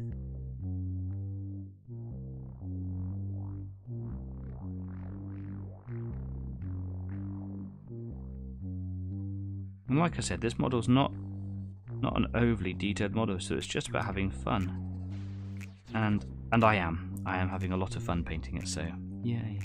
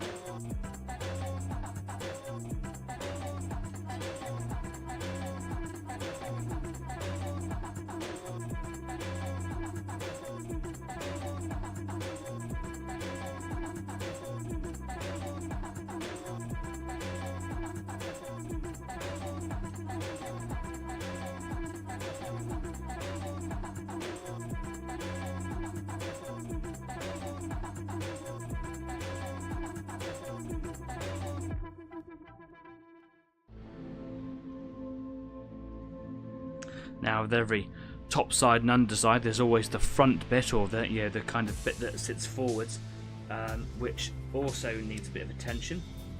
So again, I'm just gonna get a little bit of paint loaded up on the brush and just make sure. I can see there's a few spots here and there that just on the front facing have all been painted. So there we go, just like that.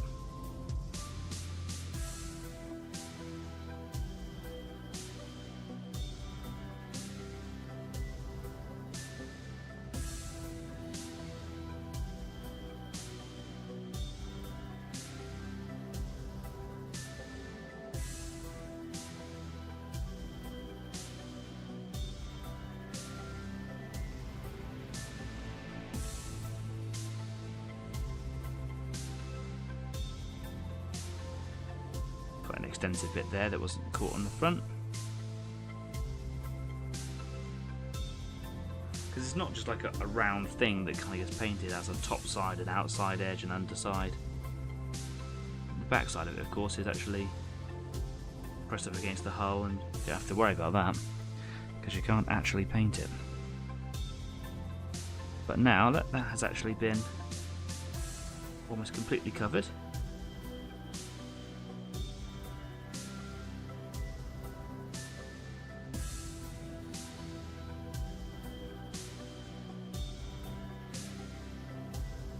that looks pretty fabulous, doesn't it? So now we're starting to get all these details. It's a really small amount. We've got the black bits, we've got the wood bits, which are going to be darker in a minute. We've got these bright metal bits, which are going to be dulled down, and it's all starting to stand out from against the background of the camouflage colours. It's all really starting to come together. I'm going to paint these ramrods all in the same silver. I'm wondering if I've got the right size brush for it here. Feels like I do, because I'm just going to paint it all as just one big giant blob, really, because they're just all together. Calling them a ramrod, but they are cleaning rods, not like cannons of yesteryear, ancient cannons where you had to front load them and use a ramrod kit, push all the wadding down or whatever. Warfare would have been different if that was what tanks were armed with.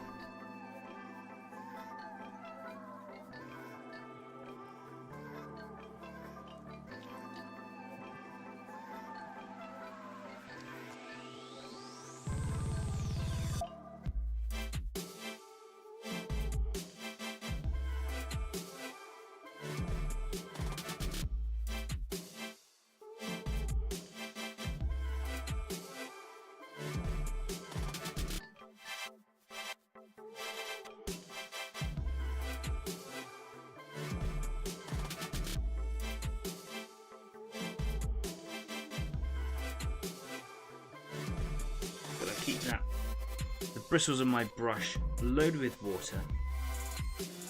Silver paint becomes really thick and gloopy and quite unpleasant to handle after just a little while of being out of the pot. And the only way to keep on top of that is to have a clean brush all the time, just to make sure that you're, I suppose, keeping it watered down, but also making sure that your brush has got water in the bristles.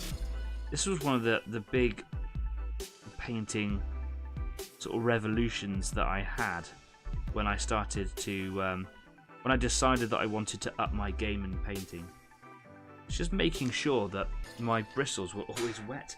And I'm not just saying wet with paint, but you need them to be wet to actually allow the paint to transfer out of the bristles. I'm sure I've said it like a million times. You need to have the conditions conducive to allow paint to transfer from one surface to another.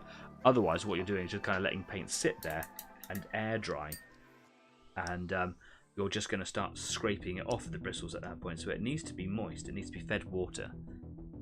So I've cleaned my brush off, and now I'm going to dip it back in the water, and I just kind of let it sit there for just a second. It's only a small brush. Then I just dab it very, very lightly onto a towel, and then I go straight back into the paint again.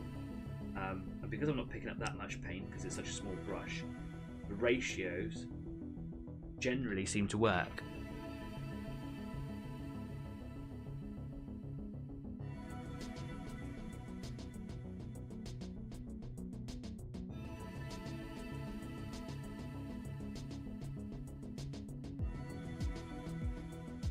And that's not just for silver paint, that's for all paints. And the thinner the paints are, like these ones are for airbrush, the easier they are to work with them. God, I was struggling to say that. The easier they are to work with, because they're more runnier, right? But you still need to have water in there.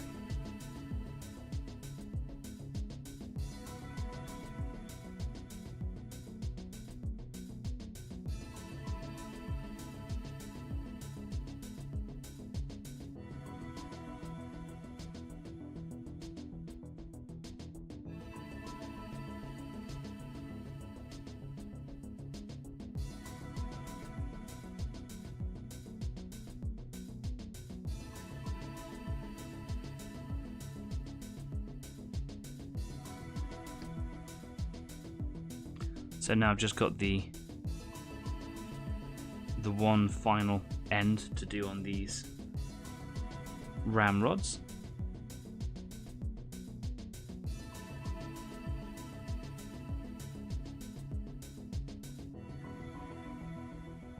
And every now and again, if I just see like an extra, like a little piece that I've missed on something else, I just go back and touch on that.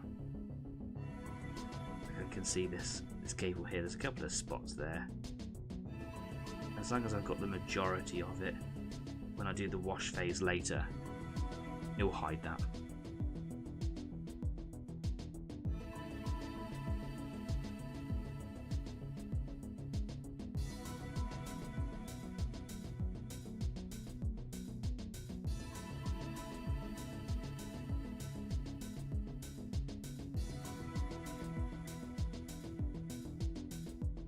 Now just the very ends.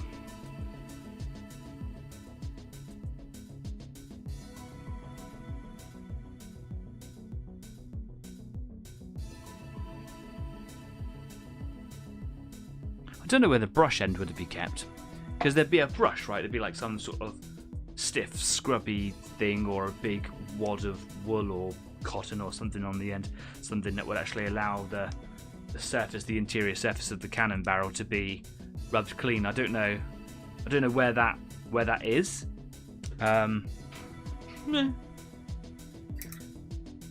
Or did it? Was it kept in one of the boxes, like the the stowage boxes, lockers on the tank somewhere? I don't know where the stowage boxes are on this tank. I think that this on the back of the turret, I think that isn't a hatch, which you might think that is like some sort of crew compartment area. I think that is a locker, so things like that might be kept in there perhaps. If you know, answers on a postcard. Right, so now I've got to do the same again on this side over here. Oh, it never ends, right? Never ends. So, bit of water. Probably got a bit too much there, it's all over the brush. There we go. Bit of water and a bit of silver. And rinse, repeat, ad nauseum. I'm going to start on the top this time.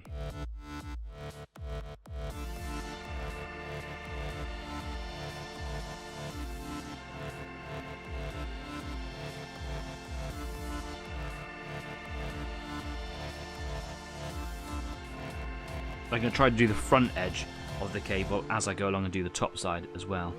See if I can save myself a third pass.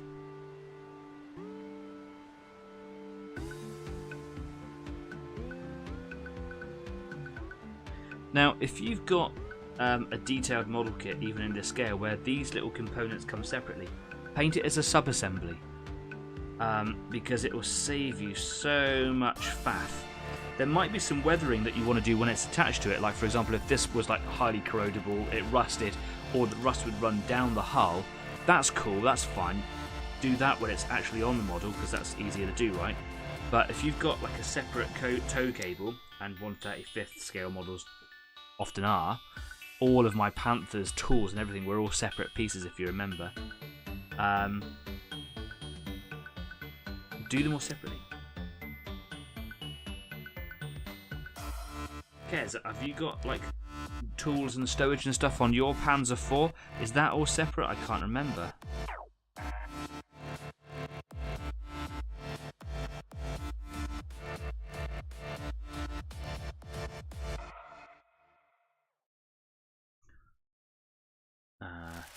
Jeff says, oh, by the way, when I've done Breakout, I might need you to pop down the workshop with your static grass machine. Absolutely. I was talking about the static grass that I was playing around with a little while ago, wasn't I? I don't remember if it was last week or the week before.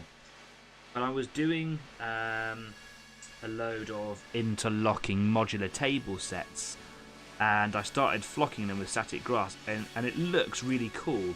But the problem is the static grass, especially with really small models like 15mm tanks, they actually get pushed up by the static grass, and it looks really bad. So I'm having to rethink my entire plan that I had with the static grass effect on those terrain pieces.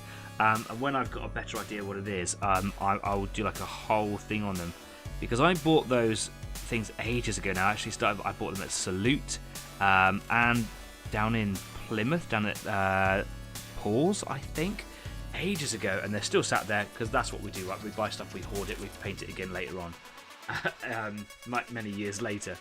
But I said to Matt from the Pit Gaming Shop, who I bought them from, that I was going to do like a whole feature on them, and I did like an intro feature. I've done like a product review on them, but not much else since, and I feel really bad about that.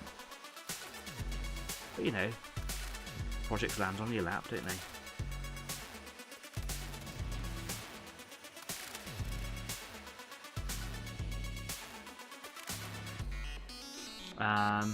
Staff says, when can we play Gaslands again? I don't know. When would you like to play Gaslands? The problem with Gaslands is, while it's a really good fun game, if you want to play any appreciable size of game, or like add in all the content beyond having a car with a gun, it just takes a really long time to play. And that's not always the fault of the game. Sometimes that's the fault of we, the players, because we can take a really long time choosing what move we want to do next and choosing the right template. But the game can get really, really sluggish and take a really long time to play.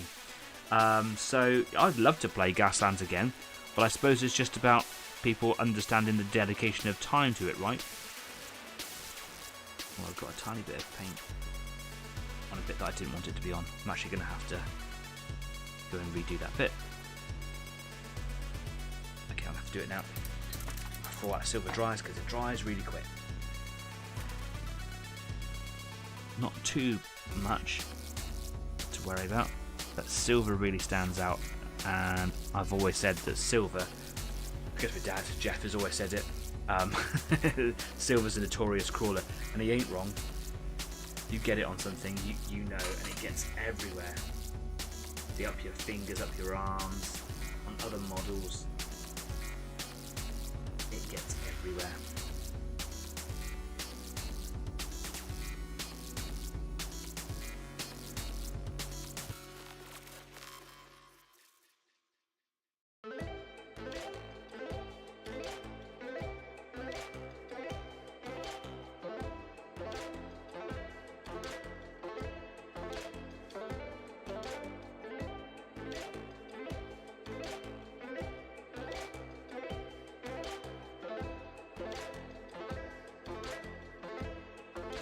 Now this bit here, if I remember right, is something like a hand crank, is what you do to actually wind the engine up from a standing start. I'm saying standing start like it's the actual term phrase to use. I don't know if that's the right phrase. I just made it up. It came out. I do that sometimes. I don't think it's the actual way to start the tank. I think it's what you do if you're having problems starting it the regular way. But you stick it in the back and you turn it around a certain amount of times and hit the fire button and off it goes. I think that is how, like, that is another way of starting the tank. I could be totally wrong on that. I'm fairly certain Tiger 131 at the Tank Museum in Bovington, they start it with the hand crank every single time. That leads me to think that it might be the way that you start a World War II tank. But I think that there's like an ignition switch. I'm sure there must be. And they just choose to do it that way for some sort of maintenance reason at the museum. But well, I don't know what colour to do it, so I'm thinking about just doing it as, like, you know, rusty metal.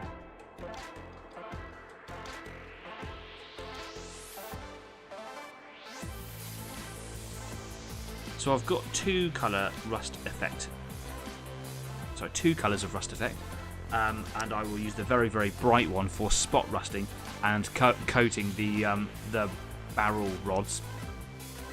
And I'll use my darker one for general rust, and I will probably just coat that whole thing. Once it's been silvered, I'll coat the whole crank hole key, just to make it look like a dirty, rusty metal pole.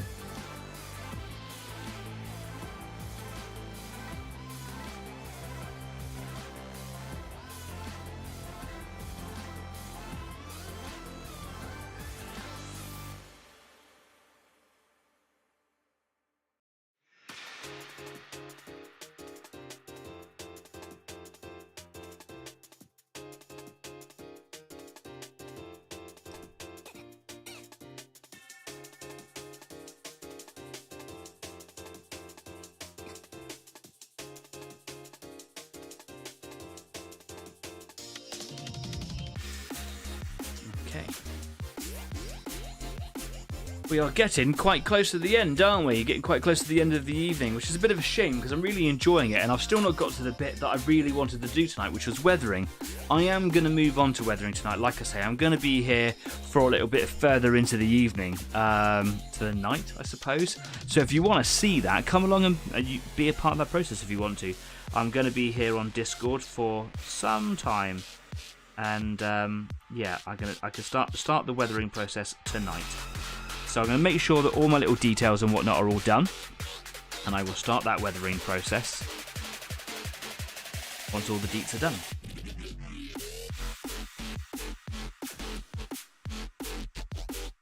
A little tricky to hold here at the moment.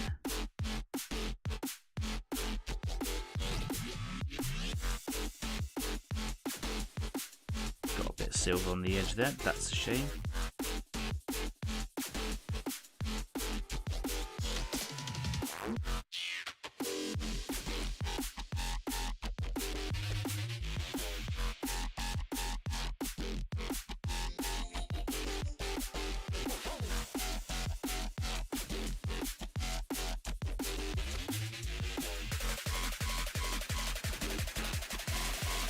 Oh, I just hit it somewhere with the bristles of the silver on it, and I don't know where. Ah, there it is. Look at that.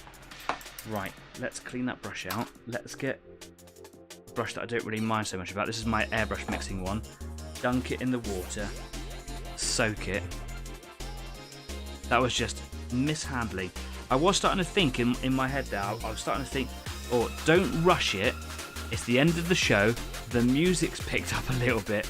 Don't rush it just because you've only got a couple of minutes left. I'm not going to suddenly have this like massive amount of high quality work just pushed out in the last 2 minutes. So I need to always say in my head, like, just calm down a little bit. And then I went and made a mistake, didn't I? But it's okay. I managed to not have a lasting error. So that's good. That's cool. Back to the silver. Getting moisture in the bristles.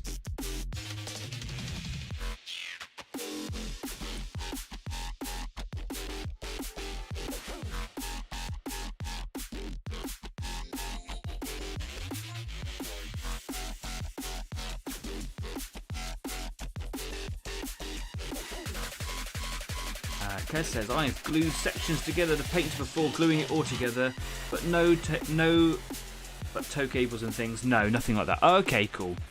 So they're probably all, like this model here, all moulded and stuff on the actual hull, yeah? It's less faffing, I suppose. Less faffing when it comes to making it.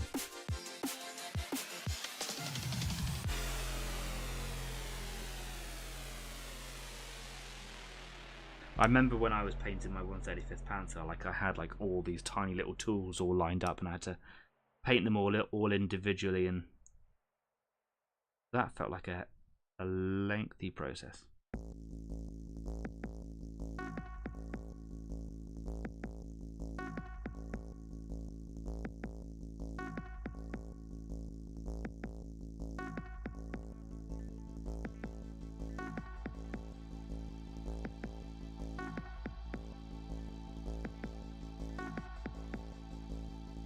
Scraping the bottom of the barrel for the paint left in the palette.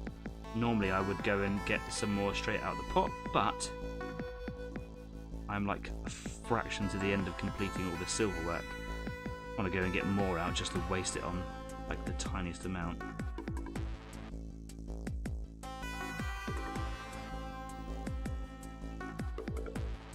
And I believe we are done. Excellent. Well, let's do a little bit of staining, and as we're in the last few minutes,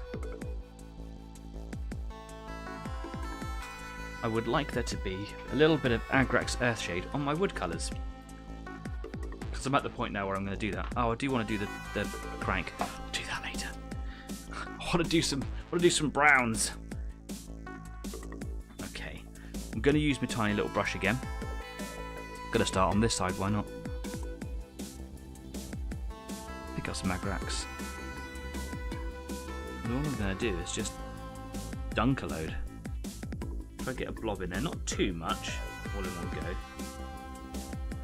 Hopefully, kind of get like an idea what that's like. Obviously, it needs more manipulating.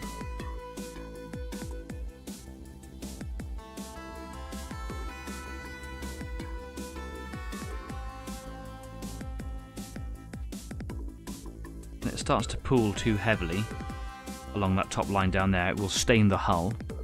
Just a slight amount, but enough. And I don't want that to happen, so I kind of let it sit there for a minute so it does start to stain where it contacts, and then I kind of go and use a clean, dry brush to hoover it all up again with capillary assistance.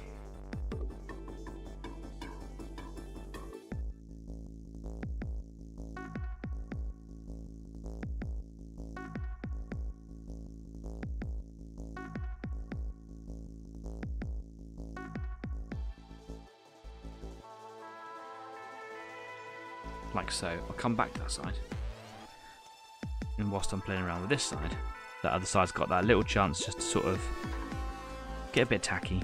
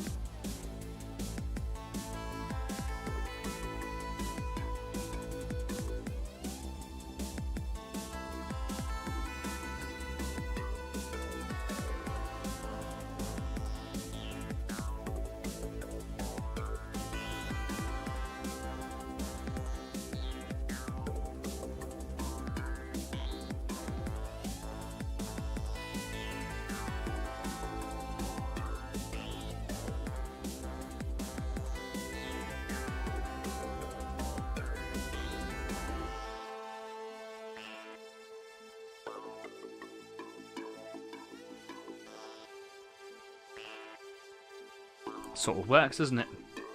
Like that. Now what I do is I just clean the brush out, get rid of all that paint that's in there, and then I dry it off quite thoroughly. I want the dryness of the bristles now to be the sponge to kind of go along and soak up any excess which is sitting against the hull here in the little corner at the top. Hopefully without dragging it around too much, which is what I'm seeming to be doing right now.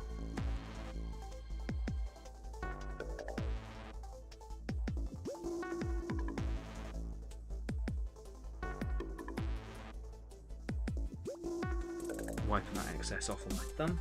Actually have to get some damp bristles now, just kind of clean it off the hull. I don't want there to be a little tea stain there or anything. Which I know I'm going to do some weathering later on. But I want to minimise any rubbishy effect as much as possible. I'm finding that actually having a slight dampness to my bristle is helping with the capillary action, because I'm actually kind of wiping the paint away, really, moving it around, and having the damp bristles again is really helping with that, which is cool.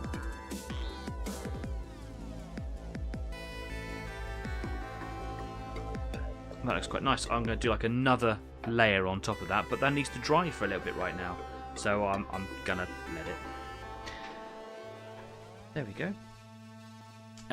Yeah, and I will do like all sorts of effects all over it. But what it really needs is like an airbrushing of that Agrax all over it. Really, really thin layer. Because Agrax is such a watery shade, it's such a watery paint, that it should, as long as I control the trigger action on the airbrush, should come out really, really fine and really, really thin. Just tone everything down a little bit, and then I can apply it to like all the panels and all the details and things as well. So yeah, I could just sludge wash the whole thing and then just with a wet brush just kind of move it around, but I'm going to be really prone to like the tea staining artifacts. I don't want that at all. There's just saying there that it works. That's cool. Great. Put the whole thing together, and now what we're starting to get is a really nice looking model with some real nice features starting to stand out on it. Really nice, that, isn't it? That's what I mean about the black on the ends of the silver. That's a lot of silver here, and they would just end up being silver with it. So what I might do is paint them silver and add a lot of staining to them, like black staining, maybe even Basilicanum grey. I'm not going to do that on here. I'm going to let all the weathering effects do that. I use the Basilicanum grey on my sort of more fantasy miniatures, but I want on this miniature to be quite realistic. I want the metal to be quite bright. It's going to be massively affected with weathering techniques over the top later, so it won't be that bright now. The Basilicanum grey adds a matte greyness to it, so yeah, I don't really want that on there. And then once all that's done, tracks, get them tracks done. All the wheels down here, they'll be really dirty and grimy. Lots of grime effects and things in there. When all the other weathering effects are on top, I'm going to do like a grime effect where I just apply it to a top layer and then just wipe it down, and it gives you all these really nice streaks. I can add some spots of rust in there as well. Less is more. It's not a 1/35th model, it's just a big 28mm, so I don't want to go crazy with all those effects, but there is a lot of scope to do some cool stuff with. Shame I didn't get to do any of the weathering tonight. I really wanted to, but as I was typing up earlier on, oh, I'm going to do the weathering, I was like, oh, but there is still a load of details to do. But they're done now. Yeah. Someone's hitting hearts. I know that's Dave. Dave says that his new device doesn't allow him to interact very much with the live chat. So, sorry, mate. Got a lot of beer to get through as well. So it's going to be a great evening on Discord. Anyway, let's get away from here. Time to come to another end. It's almost like the show needs to be a couple of hours longer, right? Looking good, Danny. Thanks very much, Steph. I really appreciate that. And thanks very much for the model. It was super kind. I don't know what I did to deserve it, but it is really nice. I might actually do a little bit of silver on the... you see this little... you can't see it because we're not on the thing. See this little ring on the top here? This is not the turret ring, but it's the gun ring on the turret. They are normally polished silver because guns are sliding around on them. There is no gun present on there, but it still would just be brushed steel. So I might do some silver on that before I go and start spraying in it. Anyway, let's not go back to that place. It's a silly place. Quiet evening in the live chat, and I think that's because all of you guys have been doing some really cool work. I would love to see what that all is, so if you feel inclined, please do take a photograph and stick it up on Facebook. I'm always inspired by the works that you do, so please show me what it is you've been doing and show everybody else as well, obviously. And that's it, really, for this week. Until next week, don't forget about the wonderful invitation to buy a miniature at a discount from Overlord Games, to paint that up with me over the next few weeks and get it sent to Duncan and his band of brothers for the wonderful tribute to the 80th anniversary of the D-Day landings. If you want to buy from Overlord Games, the discount code that you get to put in your cart right at the end is simply EASY8. I believe that is easy space 8. If that doesn't work, put the two together. That's it, and you'll get an additional 5% off. I say additional because the prices through Overlord are already much less than what you would normally pay regular retail price anyway. It's all legitimate, obviously, but they're already about 20% off, so you'll get them much cheaper through Overlord.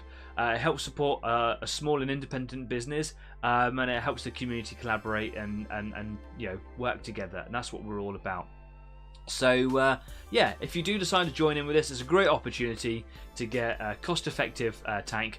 Paint it up with me over the next few weeks. Kez is doing a German tank. I'm going to be painting an ally tank because it's a little bit easier. So you can come and join us in that project as well if you want to. It'll be great to have you on that journey and a great way to immortalise our efforts by putting these donations into Duncan to travel around all over the country and who knows where beyond. But that's enough from me this week. Until next week, stay safe, be kind, and keep on painting. I'll see you soon. Take care now. Bye-bye. I pushed the wrong button. Subscribe!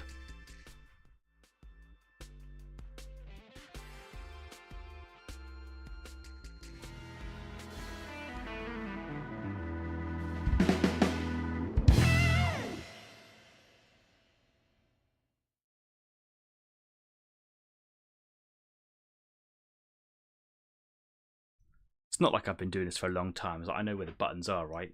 I'm just stupid.